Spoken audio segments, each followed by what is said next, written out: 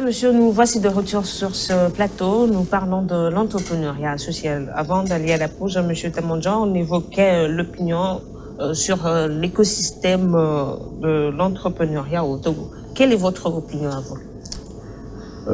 L'écosystème de l'entrepreneuriat au Togo est composé effectivement des acteurs publics, des acteurs privés et donc les OSC, les organisations, les PTF, les partenaires techniques et financiers. En ce qui concerne les organisations publiques qui sont des institutions couveuses, c'est-à-dire qu'elles génèrent les entrepreneurs sociaux, je veux citer le FAEJ et les autres institutions de l'État qui appuient le FAEJ, le Fonds d'appui aux initiatives économiques des jeunes. Donc, appuie essentiellement, faut faire le profilage des jeunes entrepreneurs pour que les jeunes entrepreneurs découvrent leurs talents et puissent devenir un bon entrepreneur à partir d'un business plan et de la formation. Alors, ça, c'est le premier groupe d'acteurs. Le deuxième groupe d'acteurs dans l'écosystème de l'entrepreneuriat, c'est les entrepreneurs eux-mêmes, le secteur privé. Alors, il y a les grandes entreprises, c'est-à-dire les institutions accélératrices, qui sont des sponsors, peut-être, pour les jeunes entrepreneurs. Et les jeunes entrepreneurs, vous savez, ils se constituent en association, le réseau des entrepreneurs par ici, l'association des entrepreneurs par là. Alors, au-delà de ça, nous avons maintenant les organisations de la société civile qui militent en faveur donc de l'auto-emploi et nous avons les PTF comme l'ambassade des États-Unis qui appuie essentiellement le Togo sur la question de l'entrepreneuriat social. Le représentant est avec nous sur ce plateau. Oui. Ensuite, nous avons GIZ qui a développé un modèle de formation en développement d'affaires qu'il a appuyé et qui est sur la base, sur la commande du gouvernement, qui permet également d'avoir des outils de formation sur la question de l'entrepreneuriat, ainsi que d'autres acteurs PTF dans le domaine de l'entrepreneuriat. Donc l'écosystème de l'entrepreneuriat au Togo est très riche d'acteurs. Alors, bienvenue sur ce plateau, Mike Prayer. Vous êtes le directeur des affaires publiques de l'ambassade des États-Unis près le Togo. Merci, c'est un plaisir d'être avec vous.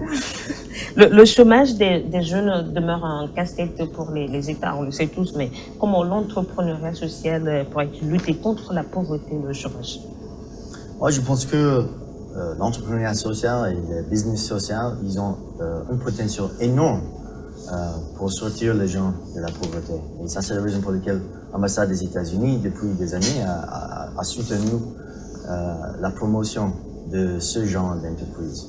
C'est pas une entreprise sociale, c'est pas l'ambassade a soutenu comment?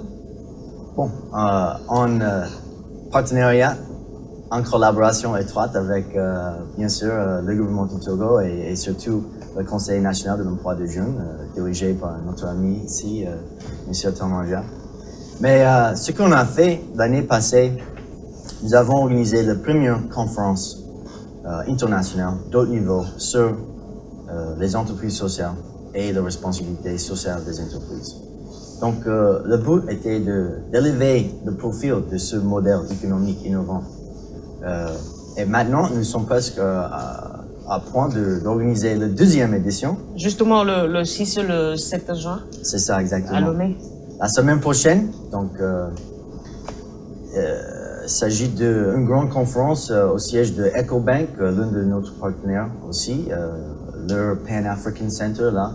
Et on attend plus de 300 participants et une très forte délégation du Togo de ou VIP. de la sous-région? De la sous-région, le Ghana, le Bénin, le Togo, et nous avons des panélistes qui viennent de 4 continents, en fait, la Corée du Sud, la France, les États-Unis, le Cameroun, le Togo. Donc, c'est vraiment un menu intéressant. Et on va aborder les plus grandes questions concernant cette affaire de les entreprises sociales et la responsabilité sociale des entreprises. Quelle est l'innovation cette année? Parce que vous êtes à la deuxième édition. Voilà. Comme je l'ai dit, l'année passée, en fait, le modèle, même si le modèle de l'entreprise sociale existe depuis longtemps, c'est un peu inconnu, surtout dans les pays francophones de l'Afrique.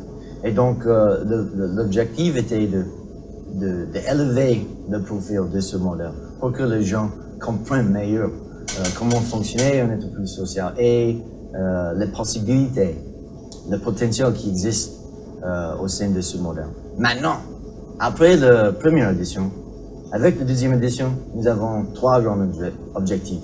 Le premier, c'est de renforcer le lien entre les différents, renforcer l'écosystème, on peut dire, des entreprises sociales au Togo, en renforçant les liens entre les différents parties prenantes et les acteurs sur le terrain. Deuxième objectif, c'est de proposer des bonnes pratiques de la responsabilité sociale des entreprises pour que les entreprises peuvent contribuer durablement à la prospérité du Togo. Et troisième objectif, c'est de proposer des recommandations pour les réformes dans le cadre juridique et les politiques concernant l'écosystème de l'entreprise sociale. C'est-à-dire que nous voulons encourager le gouvernement de faire des réformes qui vont faciliter la croissance de ce secteur. En fait, bref, l'objectif plus grand, c'est de faire le Togo un hub ou une plaque tournante pour les entreprises sociales dans la région. Pour que, quand les investisseurs pensent d'un pays qui nourrit les entreprises sociales et les entrepreneurs sociaux, ils pensent du Togo. Et comme ça, on va avoir plus d'investissements. Et ça, c'est... Donc ça, c'est le pari, et je pense qu'avec M. Tamonja et Sénej et nos autres partenaires, on va les gagner. Monsieur Prayol, quel est l'intérêt de l'ambassade des États-Unis? L'intérêt, bon, comme tout le monde sait, aux États-Unis, le secteur privé est très fort. Et l'esprit de l'entrepreneuriat, c'est quelque chose qui est dans notre sang comme des Américains. Ah bon. Donc, depuis longtemps, l'ambassade des États-Unis au Togo a soutenu les efforts. Nous avons encouragé le secteur privé à jouer un plus grand rôle dans l'économie. Mais depuis des années récentes, nous avons commencé de se focaliser sur les entreprises sociales et la manière dont le secteur privé et le secteur public peuvent travailler ensemble pour créer de la prospérité. Donc voilà, c'est parce que nous voulons des partenaires dans la région qui sont très stables, et ça commence avec la croissance économique et la réduction de la pauvreté. Et ce modèle-là, le modèle de l'entreprise sociale, a un grand potentiel de réduire la pauvreté. D'accord. Et de créer des emplois aussi. D'accord. Monsieur Tamonja, qu'attendez-vous concrètement de cette conférence que vous organisez en collaboration avec l'ambassade des États-Unis au Togo le 6 et le 7 juin? Merci beaucoup pour cette question.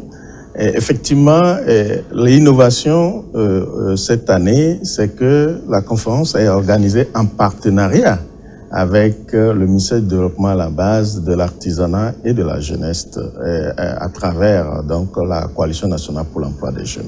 Donc c'est clair que c'est une conférence qui est organisée en collaboration avec le gouvernement. Et maintenant, ce que nous attendons de cette conférence qui va faire venir 300 conférenciers, qui va avoir la participation de 300 conférenciers, beaucoup de modérateurs venus de l'extérieur. Nous attendons une précision donc du concept. Nous voulons aujourd'hui que les jeunes Togolais s'approprient le concept de l'entrepreneuriat social d'abord. Et que, au-delà de ça, que le législateur prenne conscience qu'il faut appuyer et donc cette nouvelle dynamique, ce nouveau mouvement qui, bien sûr, règle un problème économique. Naturellement, nous sommes dans la réduction du chômage et du sous-emploi. comme vous le savez, de la également. pauvreté en général. Et donc, nous réglons ce problème-là et enfin, nous assurons donc l'autonomie donc de ces jeunes entrepreneurs dans un cadre favorable à leur éclosion. Maintenant, ça, c'est l'objectif interne que le gouvernement souhaite avoir. Maintenant, pour l'objectif externe, nous voulons vendre le Togo comme le hub de l'entrepreneuriat social dans la sous-région.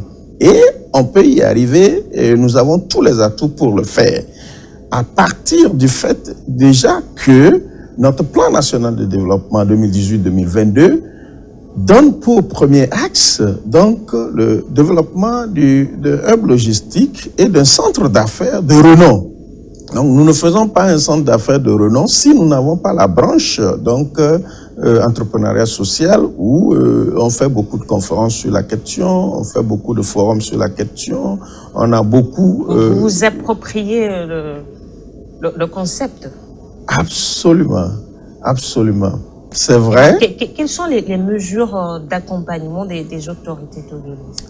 Alors, comme d'habitude, le gouvernement met les conditions idoines en œuvre pour que les acteurs puissent éclore. Alors, le gouvernement facilite tout simplement à travers beaucoup de programmes. Nous avons la cellule climat des affaires qui s'assure que un jeune entrepreneur social qui veut aujourd'hui avoir qui a une idée d'entreprise sociale peut créer son entreprise en moins de 24 heures. Ça, c'est les normes et les règles, les réformes qui ont été faites au niveau du climat des affaires. Alors, au niveau donc des institutions comme les institutions d'appui et de renforcement du secteur de l'entrepreneuriat, nous avons, comme je l'ai cité plus tôt, le FAEJ qui s'occupe donc... C'est de l'accompagnement financier. Oui, il y a d'abord le processus d'entrepreneuriat n'est pas seulement l'accompagnement financier. L'accompagnement financier n'est que l'aboutissement du processus. Alors, l'accompagnement technique? L'accompagnement technique, d'abord, il faut que le jeune découvre son potentiel d'entrepreneur. Ça, nous appelons ça le profilage. Avant d'aller à l'incubation. À l'incubation, le jeune a une idée, il a déjà un business plan ou il n'en a pas. Dans tous les cas, il vient à l'incubation, on le prend en charge, il sort avec un prototype, c'est-à-dire son service qu'il veut donner, offrir, ou son produit qu'il veut lancer sur le marché. Après l'incubation, maintenant... Vous voulez détecter les talents? Absolument, on passe par... Est-ce que l'ambassade des États-Unis est aussi dans cette démarche-là? L'appui technique? Détecter les talents des jeunes entrepreneurs. En fait, si vous me permettez, Eric, je peux mentionner notre accord. En fait, c'est un surprise, mais avec le téléspectateur, on va partager le surprise avant la conférence. On va signer un accord en créant un programme d'apprentissage, on peut dire, d'appui technique pour les jeunes entrepreneurs sociaux. C'est en partenariat avec EcoBank, ambassade des États-Unis et le Conseil national de l'emploi des jeunes. Et donc, ce qu'on va faire, là, à l'ambassade des États-Unis, nous avons un centre consacré à l'entrepreneuriat, la promotion de l'entrepreneuriat. Et nous offrons des cours en ligne et guidés par des experts. Donc, on va prendre, gratuit. Donc, on va prendre un certain nombre de jeunes entrepreneurs. On va les former. Puis, ils vont au centre de ressources du Conseil national de l'emploi des jeunes pour être encore formés. Et finalement, la troisième étape, on va créer un partenariat avec EcoBank où leur personnel, avec toutes leurs expertises dans les différents domaines du business, ils vont faire un mentoring avec ces jeunes-là. Et comme ça, nous espérons que les jeunes entrepreneurs, ils vont avoir les compétences, les connaissances et la connexion, le réseau de réussir. Donc vous mettez plus l'accent sur la formation, sur l'éducation. Oui, parce que bon, avec une entreprise sociale, on n'attend pas le tas de donner quelque chose. C'est la force de l'entreprise, du modèle économique qui va créer le succès. Pour finir rapidement, Monsieur Tamandia, comment faire de l'entrepreneuriat social un véritable moteur de développement social? Alors, cette question se répond de façon très simple. Le Togo dispose d'un plan national de développement. Alors, ce plan national de développement est conçu sur le modèle de l'entrepreneuriat social. C'est formel. Le premier axe, c'est du business, c'est-à-dire le développement d'un hub logistique appuyé sur les avantages compétitifs que nous avons avec un centre d'affaires. Le deuxième, c'est le développement des agropoles et des industries minières. Donc, tous ces deux pôles-là contribuent donc à la création de la richesse.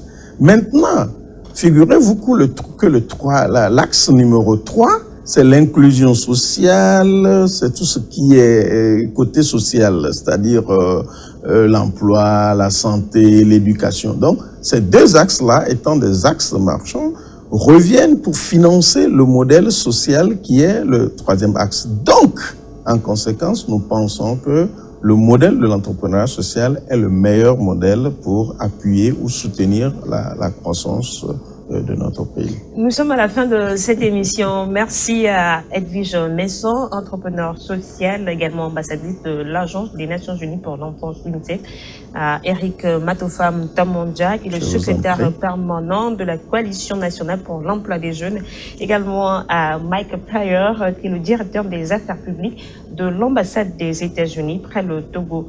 Merci d'être passé sur ce plateau. Merci également à vous qui êtes restés à notre compagnie. À bientôt sur votre chaîne.